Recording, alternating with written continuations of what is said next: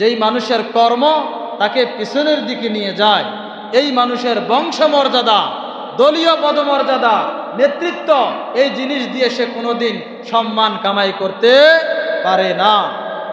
আপনারা যারা পেপার পত্রিকা পড়েন, অনলাইনে আছেন, খবর টবর দেখেন, দেখবেন বাংলাদেশের পার্লামেন্টের একজন সদস্য, কুষ্টিয়া ৪ আসনের, উনি একজন বর্তমান রানিং সংসদ সদস্য, কিন্তু তার কর্মদোষের কারণে এখন সে কি সম্মানিত নাকি লাঞ্ছিত? এ কথা কয় না, সম্মানিত না লাঞ্ছিত? খেয়াল করেন, যেই জিনিসের কারণে আজ সে তার দলের কাছে ঘৃণিত, তার সমাজের কাছে ঘৃণিত, তার দেশের মানুষের কাছে ঘৃণিত, সেটা তার কর্মের দোষ।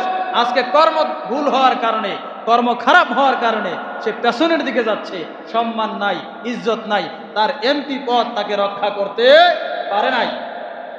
এখন আপনারা অনেকে যদি ভাবেন যে আমি ভুইয়া বংশের লোক, আমি ছত্রী বংশের লোক, আমি খান বংশের লোক, আমি পাটোয়ারি বংশের লোক, এইভাবে চিন্তা ভাবনা করে আপনার চরিত্র যদি খারাপ হয়, আপনার আচরণ যদি খারাপ হয়, মনে রাখবেন আপনার বংশমর্যাদা আপনাকে কোনো জায়গায় ইজ্জত দিতে পারবে না।